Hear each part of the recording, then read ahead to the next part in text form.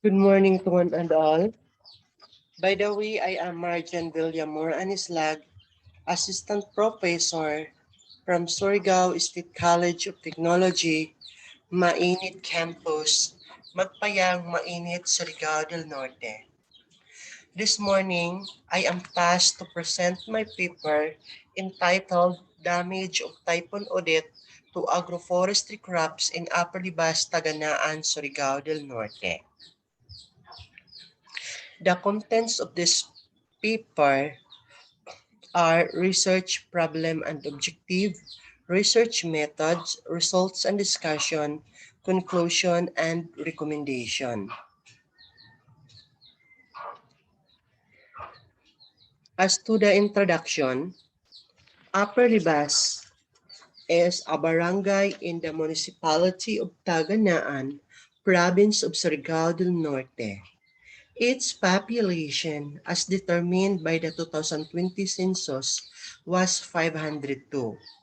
This represented 2.90% of the total population in TAGANA-AN, according to PITLAS 2022.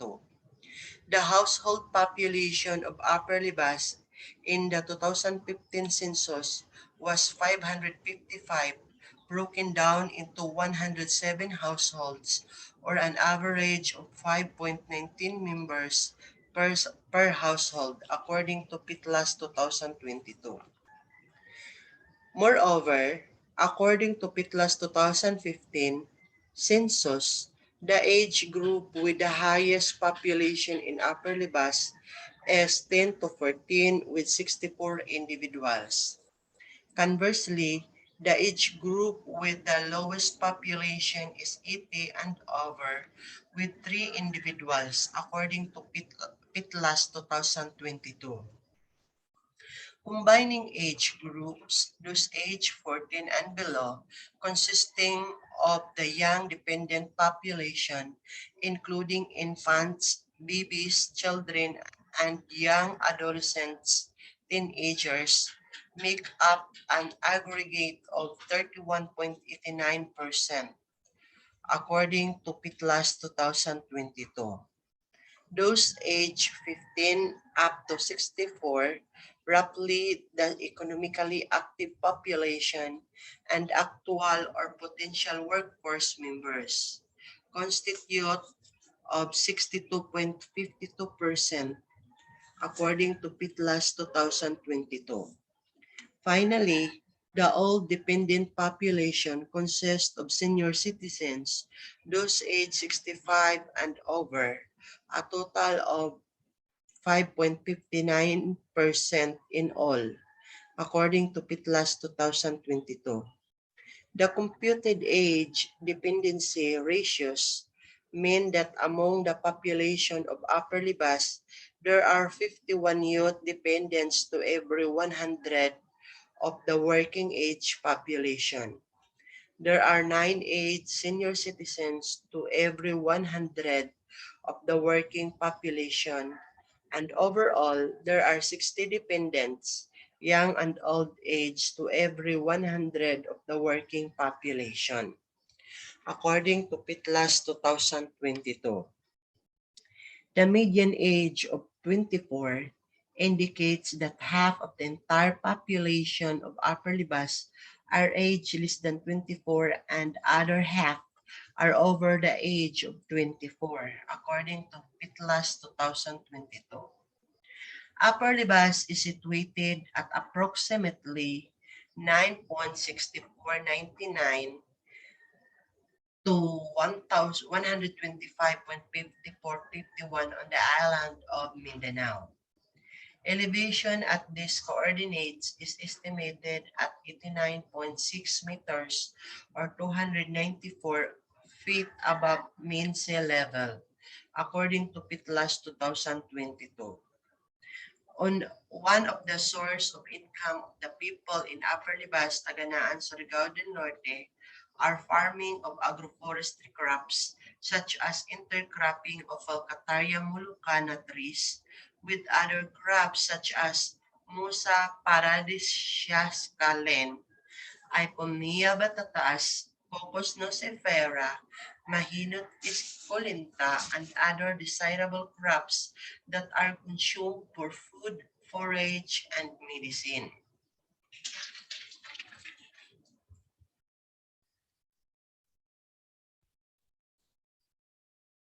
People of this barangay been experienced several typhoons and weed infestations in their farms, which are one of the effects of climate change. Climate change refers to long-term shifts in temperatures and weather patterns. These shifts may be natural, such as through variations in the solar cycle, according to United Nations 2022. The Philippines is one of the world's most typhoon-impacted places. There is strong scientific consensus that anthropogenic greenhouse gas emissions are causing climate change and that this is contributing to stronger typhoons due to higher sea surface temperatures and higher subsurface sea temperatures which remove the natural buffer on typhoon strength occasioned when cold water upswells from below the ocean's surface, according to Holden and Marshall 2018. Through climate change, effects on Philippines, Super Typhoon Rai, known as Odette in the Philippines, was the 15th storm to hit the Philippines in 2021 and was the strongest storm of 2021. Typhoon made landfall on Thursday, December 16 at 1:30 p.m. local time on Upper LIBAS, TAGANA-AN, Surigao del Norte, and other parts of the country. This typhoon is documented as the most damage in the province of Surigao del Norte of the Philippines, also kills the lives of others. This typhoon was remarkable in the province of Surigao del Norte and most especially in Upper Libas, Taganaan, Surigao del Norte. Thus, the objective of this paper is to determine the agroforestry crops that were damaged by this typhoon. As to the materials and research method, this study was conducted in Upper Libas, Taganaan, Surigao del Norte of the Philippines on December 17, 2021. As to the research design, the data were collected from the respondents who were the 10% of the total population of the farmers who were affected by the Typhoon Odette living per roof of the barangay. As to data gathering procedure, the head per family was interviewed and damaged crops were counted and recorded.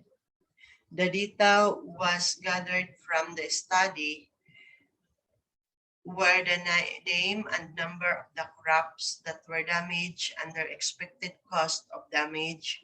The cost of damage was based on the price of crop products in the local markets. As to data analysis, all the data were gathered, summarized, presented, and subjected for analysis of variance, ANOVA for randomized complete block design. Treatment means were compared using the less significant different test.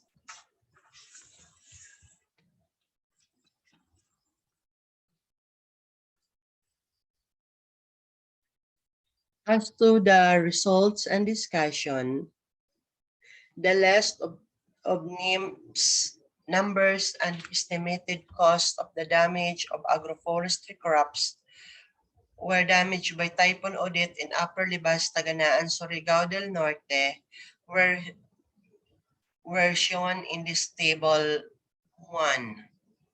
Among them, the most damaged were the Cocos nucifera L. palm, which the estimated cost of 1,500,000,000, followed by Alvicia falcataria with an estimated cost of 600 million and Musa paradisiakalin with an estimated cost of 50 million, while the lowest cost of damage was the Pseudium guajava plants with the estimated damage cost of 15,000. The reason why Cocos nocifera L palms were the most affected by this plant were the reason why Cocos nocifera palms were the most affected is that this plant has adventitious root system according to CAN and LIBAS 2006. The adventitious roots are plant roots that form from any non-root tissue and are produced both during normal development and in response to stress conditions such as flooding, nutrient deprivation, and wounding, according to Stephens and Rasmussen 2015. The weak points of the adventitious roots plant can be easily uprooted during the typhoons, and this observation of the most adventitious crops in Upper Libas, TAGANA-AN, Surigao del Norte during the Odette typhoon. Second agroforestry crop that is noted the most damage during the Odette typhoon was the Albizia falcataria. The weak point of this crop is it is twice finitely compound with small leaflets. Second is it would lower resistance during the typhoon, according to Julian et al. 2019. And the third agroforestry crop that was most damaged during Typhoon Odette was the Musa paradisiaca, Lin. This is because this crop is characterized as a herbaceous plant, according to Imam and Akhtar 2011, which is very weak during typhoon, just typhoon as Odette landed in the Philippines. All other agroforestry crops were damaged by Odette due to impacts of the heavy rain, and these above-mentioned crops were reported the most damage.